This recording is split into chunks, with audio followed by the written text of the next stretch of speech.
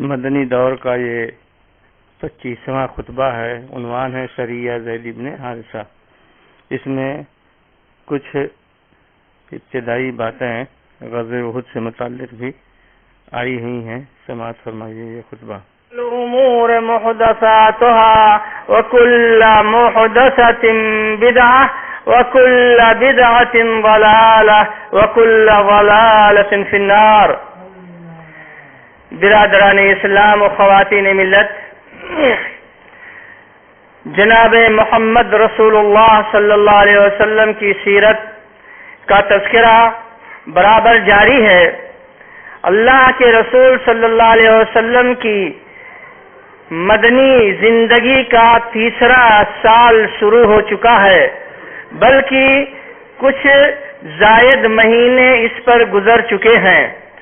اس سے پہلے والے خطبہ جمعہ میں آپ کو یہ بتایا گیا تھا کہ محرم کے مہینے کے بعد جو ایک اہم واقعہ مدینہ منورہ میں رونما ہوا، وہ ایک ایسے مجرم کے قتل کا واقعہ تھا جو مسلمانوں کو، دین اسلام کو، جناب محمد رسول اللہ صلی اللہ علیہ وسلم کو اپنے کلام سے، اپنی باتوں سے اور اپنی تدبیروں سے ہمیشہ ایذائیں اور تکلیفیں پہنچاتا رہتا تھا، اور جو مسلمانوں سے رسول اللہ صلی اللہ علیہ وسلم سے معاہدہ رکھنے کے باوجود بھی کفار مکہ سے تعلق رکھتا تھا، اور کفار مکہ کے وہ لوگ جو بدر میں مقتول ہو گئے تھے ان کا نام لے لے کر کے مرثیہ خوانی کرتا تھا. اس طریقے سے مسلمانوں کے ستانے میں کسی قسم کی کوئی کسر اس نے نہیں اٹھا رکھی تھی. چنانچہ محمد رسول اللہ صلی اللہ علیہ وسلم نے اس کے خاتمے کے لیے صحابہ کرام کے درمیان مشورہ رکھا اور اس کا خاتمہ کیا گیا. اس طریقے سے مدینہ منورہ میں ایک سکون کا ماحول پیدا ہوا. لیکن اگرچہ یہاں کا ماحول پرسکون ہے، لیکن جو باہر کی دنیا ہے، جو کفار مکہ کا معاملہ ہے، وہاں ابھی سکون نہیں ہے، کیونکہ ان کو تو ابھی بدر کے مقتولین کا بدلہ لینا ہے. لہذا اس حساب سے جناب محمد رسول اللہ صلی اللہ علیہ وسلم ہمیشہ چوکنا رہا کرتے تھے.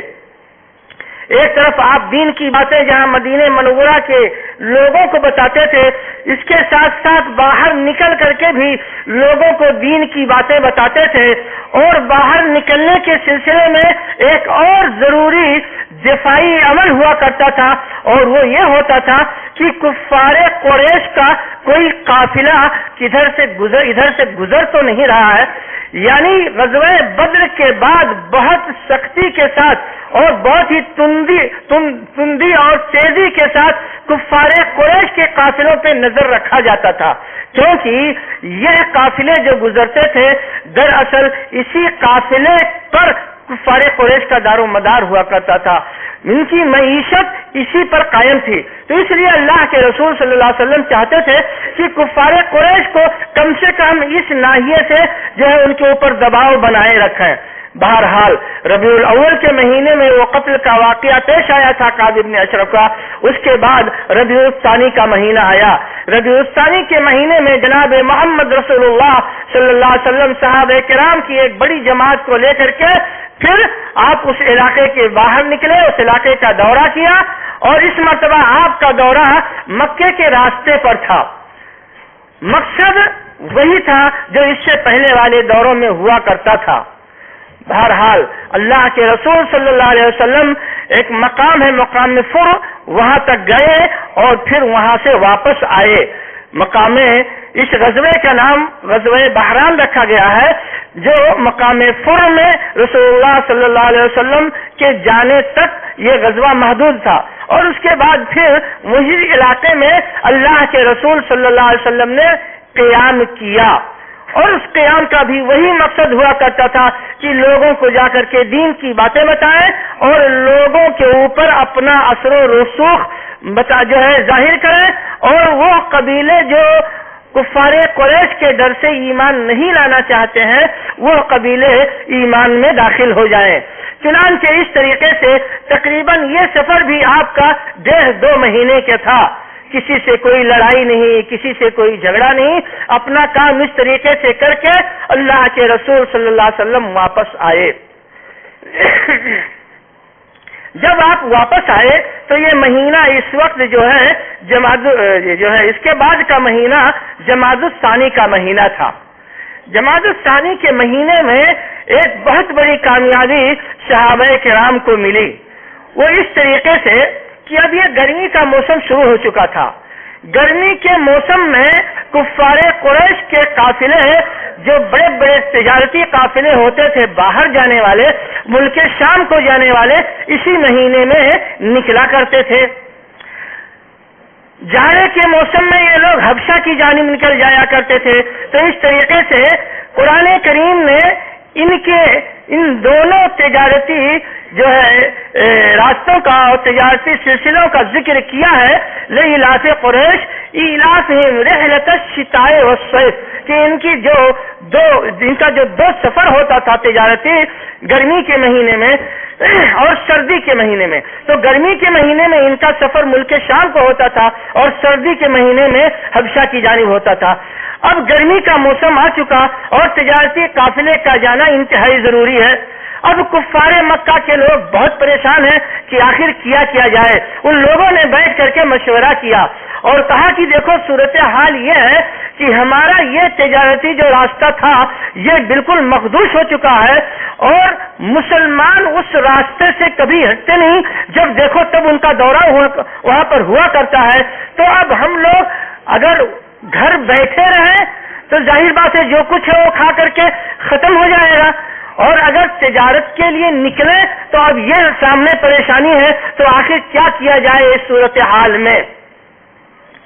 چنانچہ لوگوں نے جب مشورہ کیا تو اسود ابن عبد المطلب نے ان کو یہ مشورہ دیا کہ ایسا کیجیے کہ یہ راستہ جس سے ہمیشہ ہم لوگ تجارت کے لیے نکلتے ہیں، جو مدینہ کے قریب سے گزرتا ہے، اس راستے ہی کو چھوڑ دیا جائے۔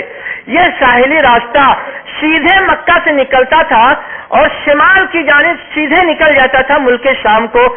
یہ راستہ بہت مختصر پڑتا تھا۔ اس کے بالمقابل ایک دوسرا راستہ بھی تھا، وہ راستہ مدینہ منورہ سے بہت مشرق سے ہو کر کے گزرتا تھا اور وہاں سے پھر عراق جاتا تھا، عراق سے گھوم کر کے پھر ملک شام پہنچتا تھا۔ تو یہ ایک راستہ ان کا یہ تھا۔ حالانکہ یہ راستہ بہت طویل تھا اور اس راستے کو مکہ والے جانتے بھی نہیں تھے، کیونکہ آمد و رفت اس پر ان کا نہیں تھا۔ لیکن بہرحال تجارت کرنا تو بہت ضروری تھا، کیونکہ تجارت نہیں کریں گے تو تباہ اور برباد ہو جائیں گے، اسی تجارت ہی پر دار و مدار ہے۔ چنانچہ مشورہ جب ہوا تو مشورے میں ایک آدمی نے، اسود ابن عبد المطلب نے یہ مشورہ دیا کہ مشرقی راستے کو اختیار کیا جائے اور اس راستے کو چھوڑ دیا جائے، اور یہ راستہ بہت مامون رہے گا، یہاں مدینے والے پہنچ بھی نہیں سکتے ہیں۔ چنانچہ یہ طے ہوا کہ اب سفر کرنا ہی کرنا ہے۔ اس کے لیے صفوان ابن امیہ کا نام منتخب کیا گیا کہ قیادت جو ہے یہ کریں گے۔ صفوان ابن امیہ نے قیادت کو قبول تو کیا، لیکن بڑا پریشان رہا کہ آخر یہ سفر کیسے کیا جائے، کبھی اس راستے پر گئے نہیں ہیں، منزل کہاں کرنی ہے کہاں نہیں کرنی ہے، گھاٹیاں کدھر سے پار کر کے اصل راستے پہ پہنچائیں گی، کچھ معلوم نہیں ہے، تو آخر کیسے کیا جائے۔ تو اسی شخص نے، جس کا نام اسود ابن عبد المطلب تھا، اسی نے مشورہ کیا کہ اپنے ساتھ رہبر کو لے لیا جائے، ایسے آدمی کو لیجئے جو اس راستے سے اچھی طریقے سے واقف ہو۔ چنانچہ ایک آدمی کا نام اس نے بتایا فرات ابن حیان، جو قبیلے بکر ابن وائل کا آدمی ہے، یہ اس راستے سے بہت اچھی طریقے سے واقف ہے۔ چنانچہ اس آدمی کو اپنے ساتھ لے لیا جائے اور وہ رہبری کا دام دے گا اور اس راستے سے اپنا سفر کر لیا جائے۔ بات مکمل ہو گئی، پکی ہو گئی کہ اب ایسے ہی کرنا ہے۔ ایک دن وہ بھی آیا کہ کفار قریش کے قافلے کے نکلنے کا وقت آ گیا اور وہ قافلہ نکل پڑا۔ ادھر ابھی قافلہ نکلا نہیں تھا، اس سے پہلے یہ باتیں جو ہے صیغہ راز میں رکھی گئی تھی کہ کسی کو بتایا نہ جائے کہ قافلہ کدھر سے گزرے گا، تاکہ جو ہے مسلمانوں کو کہیں اس کی سنگن نہ ملے اور ان کو پتہ نہ چلے۔ لیکن عجیب اتفاق، اللہ رب العالمین جب اپنے مومن بندوں کی مدد کرتا ہے تو کیسے کرتا ہے؟ اللہ کے رسول صلی اللہ علیہ وسلم نے بدر کے بعد سے اب تک کئی سفر کیا، کئی چھوٹے چھوٹے جو ہے واقعات کا تذکرہ جو ہے آپ کے سامنے آیا، لیکن کسی بھی واقعے میں اور کسی بھی جو ہے سفر میں کفار مکہ کے کسی بھی چھوٹے بڑے قافلے سے مدبھیڑ نہیں ہوئی، کوئی ملا ہی نہیں۔ لیکن جب اس قافلے کی بات آئی تو یقیناً یہ بھی قافلہ بڑا جو ہے بڑا قافلہ تھا، اور تجارتی سامان بھی اس میں اچھی خاصی مقدار میں تھی، کیونکہ سفر ایک ہی مرتبہ یہ ہوتا تھا۔ تو بہرحال واقعہ یہ ہوا کہ ایک آدمی جس کا نام تھا نعیم ابن مسعود، نعیم ابن مسعود ایک آدمی تھا، اس کو یہ اطلاع تھی، شاید وہ بھی اس میں شریک تھا یا جانے والا تھا، تو اس کو اطلاع تھی کہ قافلہ اب کفار قریش کا عراق سے کے راستے سے مدینہ منورہ کے مشرق، دور مشرق سے ہو کر کے گزرے گا، اور اس کی قیادت فلاں کرے گا اور رہبری فلاں آدمی کرے گا۔ اس طریقے سے یہ تمام باتیں اس آدمی کو معلوم تھی جس کا نام نعیم ابن مسعود تھا۔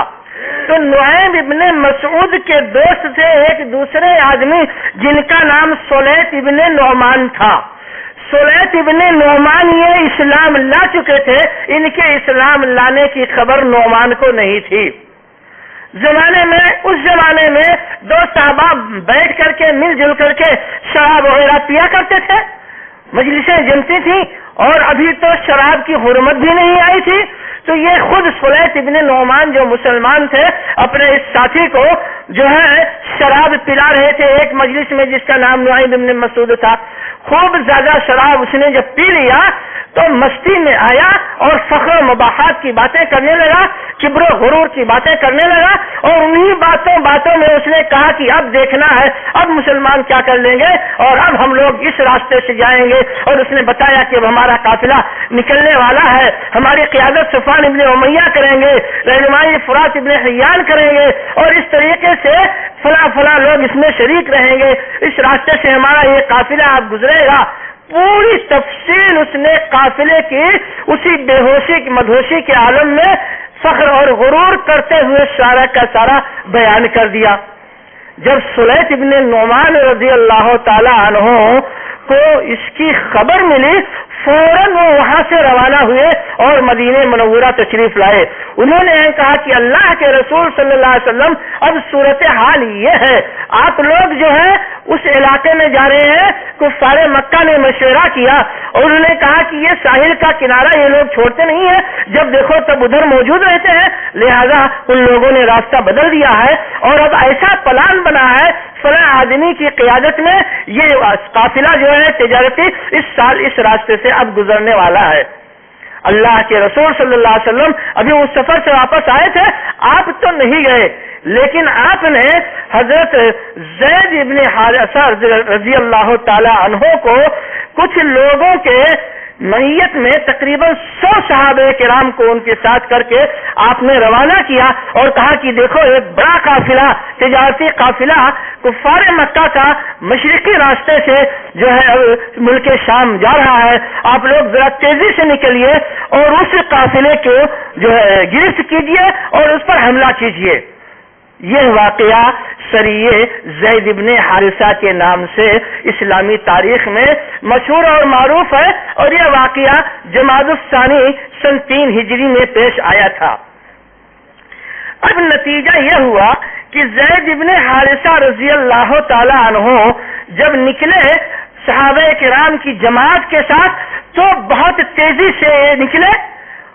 کفار مکہ کے لوگوں کے تو وہم و گمان میں بھی نہیں تھا کہ اب ہمارے قافلے کو کوئی چھیڑ چھاڑ کرنے والا ہے، کوئی مسلمان یہاں تک پہنچے گا، اور وہ سمجھتے تھے کہ ہمارے قافلے کا یہ راز اور سفر کا یہ راستہ اس مرتبہ خفیہ ہے اور مسلمان اس کو جان بھی نہیں پائیں گے. ان کو کیا خبر تھی کہ اللہ رب العالمین نے خود انہی کے منہ سے اس تمام واقعے کو بتا دیا اور اس کی خبر جناب محمد رسول اللہ صلی اللہ علیہ وسلم کے پاس پہنچ چکی ہے. وہ اطمینان اور سکون سے اپنا سفر جاری کیے ہوئے ہیں. ادھر حضرت زید ابن حارثہ رضی اللہ تعالیٰ عنہ انتہائی تیزی سے نکلے اور ایک مقام ہے مقام قردہ، وہاں ایک چشمہ ہے جہاں پر اس طرف سے سفر کرنے والے قافلے رکا کرتے تھے. چنانچہ وہ قافلہ وہاں پہنچنے والا تھا، بلکہ یہ سمجھیے کہ وہ پہنچ چکا اور وہاں پڑاؤ ڈالنے والا تھا. اترنے کی سب تیاری کر رہے تھے، اتنے میں انہوں نے جا کر کے قافلے والوں کو گھیر لیا. نتیجہ یہ ہوا کہ قافلے والوں کے پاس اب کوئی تدبیر نہیں بچی سوائے اس کے کہ کسی صورت سے اپنی جان بچا کر کے بھاگ جائیں. چنانچہ صفوان ابن امیہ سب سے پہلے بھاگا. قائد وہی تھا. نتیجتاً جو لوگ بھی اس کے ساتھ میں تھے تمام ساز و سامان چھوڑ کر کے بھاگ نکلے. اور وہ آدمی جو رہبر تھا فرات ابن حیان، وہ اور اس کے ساتھ 2 آدمی اور تھے، وہ 3 آدمی گرفتار کیے گئے، پکڑے گئے. جناب محمد رسول اللہ صلی اللہ علیہ وسلم کے پاس ان لوگوں کو لایا گیا اور وہ ساز و سامان جو کفار مکہ چھوڑ کر بھاگے تھے اس کو بھی لایا گیا، جس کی قیمت کا اندازہ 1,00,000 درہم کے برابر ہوتا ہے، جو چاندی کا سکہ اس زمانے میں چلتا تھا. تو بڑی بھاری قیمت اس مرتبہ بھی جو ہے اس تجارتی اس سامان کی تھی. تو بہرحال اتنا بڑا جو ہے تجارتی قافلہ جو جا رہا تھا سیدھے مکمل طریقے سے مسلمانوں کے قبضے میں آ گیا. نتیجہ یہ ہوا کہ کفار مکہ کو جب اس کی خبر ملی تو وہ بالکل بوکھلا گئے کہ اب کیا کریں. اب کفار مکہ کے سامنے 2 راستے ہیں، یا تو اپنے کبر و غرور پر برقرار رہیں اور جس حساب سے چل رہے ہیں ویسے چلے، مسلمانوں سے دشمنی رکھیں، لڑائی جھگڑا کرتے رہیں، یا تو مسلمانوں سے صلح کر لیں، جناب محمد رسول اللہ صلی اللہ علیہ وسلم سے امن و معاہدہ کر لیں تو پھر اپنا راستہ ان کا جاری ہو جائے گا. تو 2 راستوں میں سے انہوں نے امن و امان کے راستے کو نہیں اپنایا، کیونکہ کفار مکہ کے دلوں میں جو اپنا بڑکپن تھا وہ سوچتے تھے کہ اس سے ہماری بڑکپن ختم ہو جائے گی. لہذا کبر و غرور کرتے ہوئے انہوں نے شیطانی راستے کو اپنایا، جبکہ جناب محمد رسول اللہ صلی اللہ علیہ وسلم ہمیشہ امن و امان کے راستے کو اپناتے تھے. آپ نے جناب محمد رسول اللہ صلی اللہ علیہ وسلم کی مدنی دور میں آپ کی سیرت میں کتنے واقعات آپ نے اب تک سنا جہاں کی جناب محمد رسول اللہ صلی اللہ علیہ وسلم جاتے تھے تو امن و امان کے اور باہمی مل جل کر کے رہنے کے لیے صلح اور معاہدے کرتے تھے. بھلے آدمی اپنے ہی دین پر رہے لیکن مل جل کر کے رہیں، امن و سکون سے رہیں، لڑائی بھڑائی نہ کریں. لیکن کفار مکہ اس کے بالکل برعکس سے وہ ہمیشہ مسلمانوں کو مارنے، کاٹنے، لڑنے بھیڑنے کے لیے تیار رہتے تھے. ابھی غزوہ بدر میں جو کچھ ہوا تھا اس کا بدلہ بھی ان کو لینا باقی تھا، اور اس وقت جو قافلہ ابو سفیان کی قیادت میں نکل کر کے چلا گیا تھا جس کی بنیاد پر غزوہ بدر ہوا تھا، اس مال کو مکمل طریقے سے انہوں نے روک لیا تھا اور یہ کہا تھا کہ جب تک بدر کے اپنے جو ہے مقتولین کا بدلہ نہیں لے لیں گے تب تک جو ہے اس مال کو نہیں استعمال کیا جائے گا. اب یہ مال مسلمانوں کے خلاف جنگی کارروائیوں کے لیے اور جنگی ساز و سامان خریدنے کے لیے استعمال کیا جائے گا. چنانچہ ابھی یہ تیاری جو ان کی تھی یہ چل ہی رہی تھی اور اس کا بدلہ لینے کے لیے ابھی وہ بے چین اور بیتاب ہی تھے.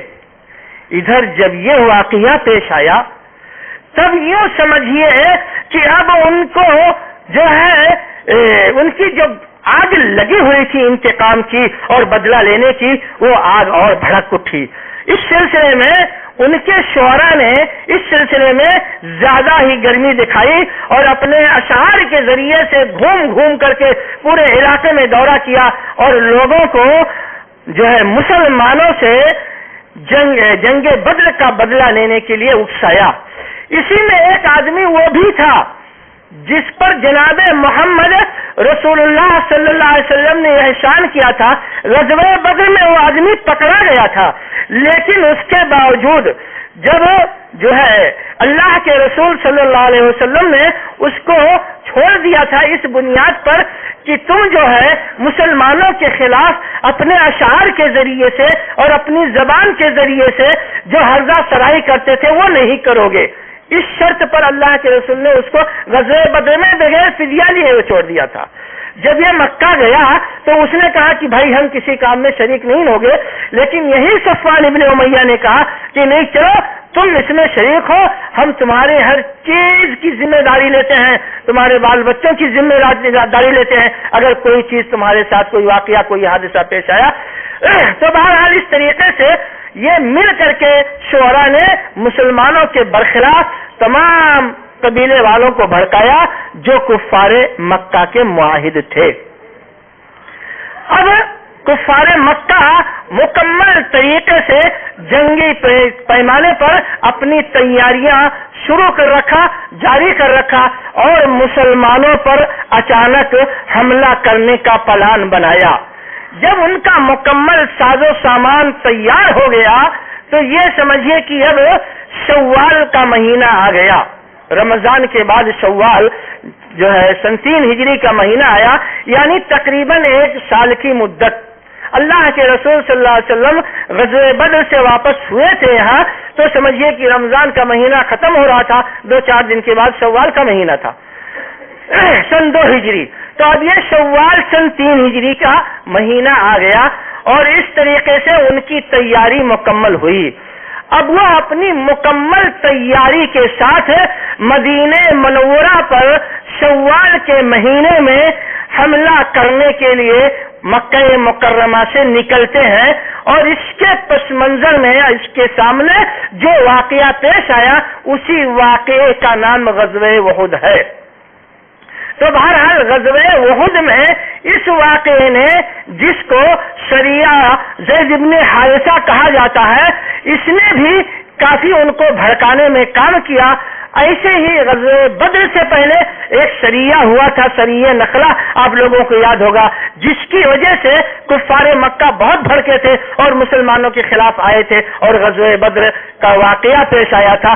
یہاں بھی یہ بھڑکے ہوئے تھے اور اسی حالت میں مسلمانوں کے اوپر حملہ کرنے آئے تھے، لیکن اس مرتبہ کی تیاری اتنی زبردست تیاری تھی کہ اس سے پہلے لڑائیوں میں کوئی مثال نہیں دیکھی گئی۔ کفار قریش کہ جتنے خاندان تھے مکہ والے اس میں سب شریک ہوئے جو اس میں شرکت کرنے کے لائق تھے۔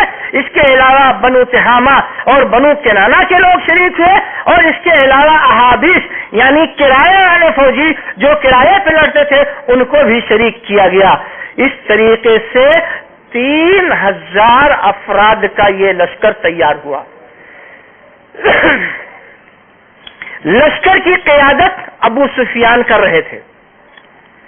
اب یہ جب لشکر تیار ہوا مکمل ساز و سامان کے ساتھ، جس میں 3000 اونٹ، 700 زرہ پوش لڑنے والے، 200 گھوڑ سواروں کی جماعت جس کی قیادت حضرت خالد بن ولید رضی اللہ تعالیٰ عنہ کے ہاتھ میں تھی۔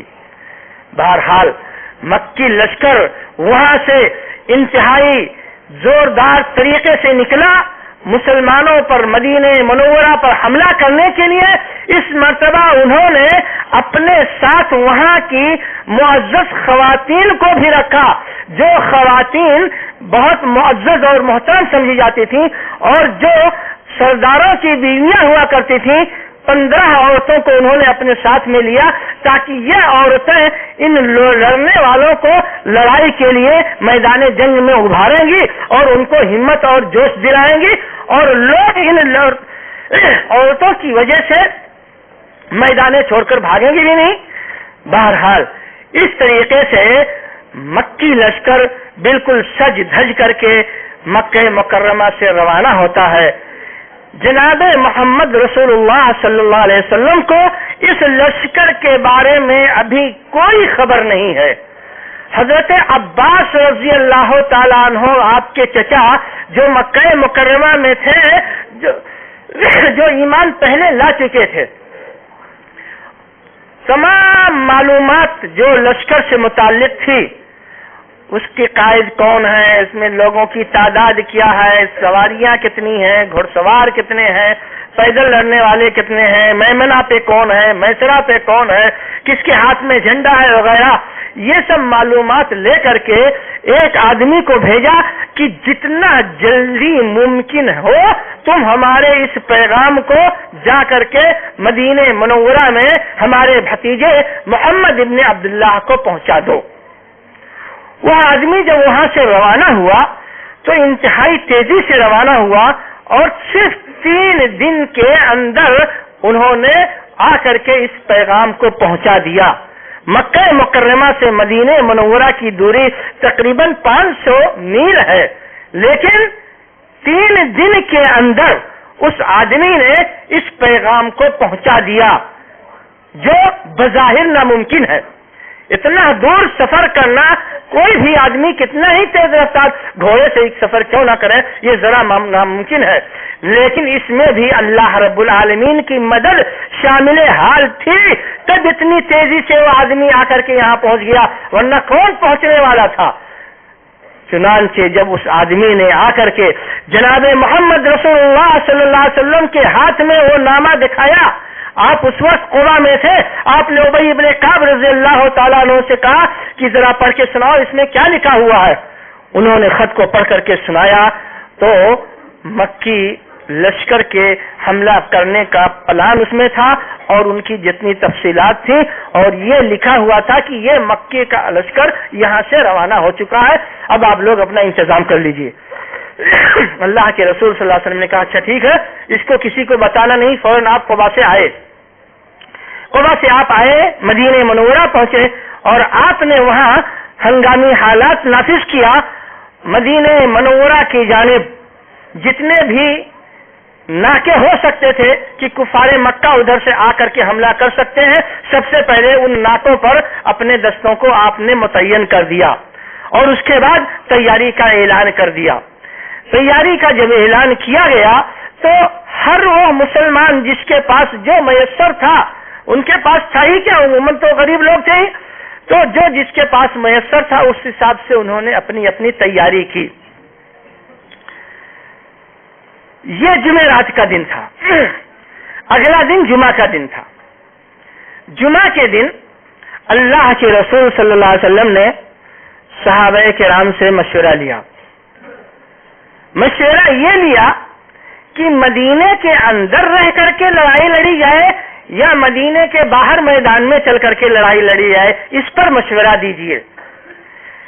خود جناب محمد رسول اللہ صلی اللہ علیہ وسلم نے یہ فرمایا کہ میرا یہ مشورہ ہے کہ مدینہ کے اندر رہ کر کے لڑائی لڑے.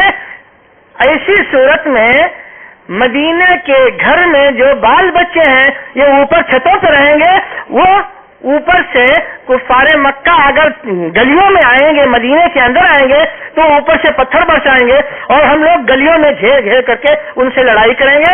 لشکر اگرچہ تعداد بہت زیادہ، بہت بڑی تعداد ہے، تو اس طریقے سے ہم لوگ جو ہے ان کو اپنا زیر کر سکتے ہیں. یہی پلان، یہی مشورہ مسلمانوں کا جو داخلی دشمن منافقین کا مدینہ منورہ میں ہوا کرتا تھا، جس کا سردار عبداللہ ابن ابی تھا، اس کا بھی تھا. اس نے بھی کہا تھا کہ ہاں اسی طریقے سے لڑنا چاہیے. حالانکہ اس نے جو یہ پلان دیا تھا وہ اس وجہ سے نہیں تھا کہ اس سے جو ہے مکہ والوں کو زیر کر لیں گے، بلکہ اس کا مقصد اس سے یہ تھا کہ اس سے ہم لوگ لڑائی کرنے سے بچ جائیں گے. ہماری جماعت گھروں میں بیٹھی رہے گی، ادھر ادھر ہو کرتی رہے گی اور لڑائی میں جانا نہیں پڑے گا. تو اس وجہ سے اس کا مشورہ بھی یہی تھا کہ ہاں مدینے کے اندر رہ کر کے لڑا جائے. حضرت حمزہ رضی اللہ تعالیٰ عنہ اور کچھ وہ نوجوان جو غزوہ بدر میں شریک نہیں ہو سکے تھے، انہوں نے کہا کہ نہیں، میدان میں باہر چل کر کے ہم ان سے مقابلہ کریں گے، مدینہ منورہ کی آبادی میں ان کو داخل ہی نہیں ہونے دینا۔ اللہ کے رسول صلی اللہ علیہ وسلم نے فرمایا کہ دیکھو میں نے ایک خواب دیکھا ہے، میں نے خواب دیکھا ہے کہ گائیں ذبح کی جا رہی ہیں ایک طرف سے، اور میں نے خواب دیکھا ہے کہ جب میں نے اپنی تلوار کو حرکت دیا تو تلوار ٹوٹ گیا، دندانے پڑ گئے، شگاف ہو گیا۔ میں نے پھر خواب دیکھا کہ میں نے بڑے مضبوط زرہ میں ہاتھ ڈالے، پھر جا کر کے پناہ ملی۔ اس خواب کی جو تعبیر ہے، میں سمجھتا ہوں کہ اس میں یہ بتایا گیا ہے کہ گائیں ذبح ہو رہی ہیں، اس کا مطلب یہ ہے کہ مسلمانوں کی بڑی تعداد اس میں شہید ہوگی۔ اور جو ہماری تلوار کے ٹوٹنے کی بات ہے، خواب میں جو بات نظر آئی ہے، اس کی تعبیر یہ ہے کہ میرے اپنے گھر کا کوئی بڑا آدمی جو ہے اس لڑائی میں کام آئے گا۔ اور جو زرہ ڈالنے کی بات ہے اور مضبوط قلعے میں آنے کی بات ہے، تو وہ مدینہ منورہ کا یہ مقام ہے کہ اس میں جب جائیں گے تو محفوظ رہیں گے۔ تو مشورہ جو میرا ہے اس بنیاد پر ہے کہ مدینہ منورہ کے اندر رہ کر کے لو، لیکن لوگ مانے نہیں۔ اللہ کے رسول نے کہا ٹھیک ہے چلو، اگر نہیں مانتے ہو تو چلو۔ اب اللہ رب العالمین کو تاریخ میں جو کر کے دکھانا تھا، وہ چیز جو ہونے والی تھی اس کو کون ٹال سکتا تھا۔ چنانچہ پھر اللہ کے رسول صلی اللہ علیہ وسلم نے جمعہ کا خطبہ دیا، مسلمانوں کو جہاد کا جو حکم ہے، جہاد کا جو نظام ہے، اس کی جو اہمیت ہے، اس کی جو بشارتیں ہیں، اس کی جو فضیلتیں ہیں، اس کے جو ادب آداب ہیں، وہ تمام چیزوں کو بتایا، اور مسلمانوں کو اپنی راہ اپنی جان اللہ رب العالمین کے راستے میں قربان کرنے کی تلقین کی۔ اب اس کے بعد عصر کا وقت آ گیا، عصر کی نماز پڑھ کر کے جناب محمد رسول اللہ صلی اللہ علیہ وسلم گھر گئے۔ آپ نے اپنا امامہ باندھا اور اپنا ڈبل زرہ آپ نے باندھا جو پہنا، اور اپنا ہتھیار لے کر کے آپ باہر نکلے۔ اس وقت وہ تمام مسلمان جنہوں نے رسول اللہ صلی اللہ علیہ وسلم کے مشورے کو قبول نہیں کیا تھا، جب دیکھا کہ رسول اللہ صلی اللہ علیہ وسلم ہتھیار بند ہو کر کے باہر نکلے، ان لوگوں کو اب افسوس ہوا اور کہا کہ نہیں، اللہ کے رسول صلی اللہ علیہ وسلم آپ کا جو مشورہ تھا، ہم لوگوں کو اپنے مشورے پر ندامت اور پریشانی ہو گئی ہے، آپ کا جو مشورہ تھا اسی مشورے پر آپ عمل کیجئے، اور آپ آج مت نکلیے اور آپ ہتھیار اتار دیجئے۔ جناب محمد رسول اللہ صلی اللہ علیہ وسلم نے فرمایا کہ نہیں، جب نبی ہتھیار پہن لیتے ہیں تب وہ ہتھیار اس وقت تک نہیں اتارتے جب تک کہ اللہ رب العالمین کا فیصلہ نہ ہو جائے۔ تو اللہ رب العالمین کا اب جو فیصلہ ہونا ہے، جب وہ ہو جائے گا تبھی یہ ہتھیار اترے گا۔ چنانچہ جناب محمد رسول اللہ صلی اللہ علیہ وسلم اب مدینہ منورہ کے گاؤں سے نکل کر کے باہر ایک مقام ہے، مقام شیخان، وہاں پر آپ نے جا کر کے مغرب سے پہلے پڑاؤ ڈالا۔ اس وقت آپ کے ساتھ کل تعداد 1000 افراد کی تھی۔ اب اس کے بعد کیا ہوا انشاءاللہ آئندہ اس کا تذکرہ کیا جائے گا۔ اللہ رب العالمین سے دعا ہے کہ اللہ تبارک و تعالی ہم تمام مسلمانوں کو دین و شریعت کے احکامات کو سمجھنے کی توفیق عطا فرمائے۔ رب العالمین جہاد کا جو مقصد ہے، جہاد کا جو معنی مفہوم ہے، اس کے جو آداب، اس کے جو طور طریقے ہیں، اس کو سمجھنے کی توفیق عطا فرمائے۔ رب العالمین دین کے کلمے کو بلند کرنے کی توفیق عطا فرما۔ بار الہ ہمارے گناہوں اور غلطیوں کو معاف فرما دے۔ جب تک اس دنیا میں زندہ رہیں، عزت و احترام کے ساتھ دین اسلام پر زندہ رہیں، اور ہمارا خاتمہ ہو تو ایمان پر ہو۔ آمین یا رب العالمین۔ اقول قولی ھذا واستغفر الله لي ولكم ولسائر المسلمين من كل ذنب فاستغفروه انه هو الغفور الرحيم۔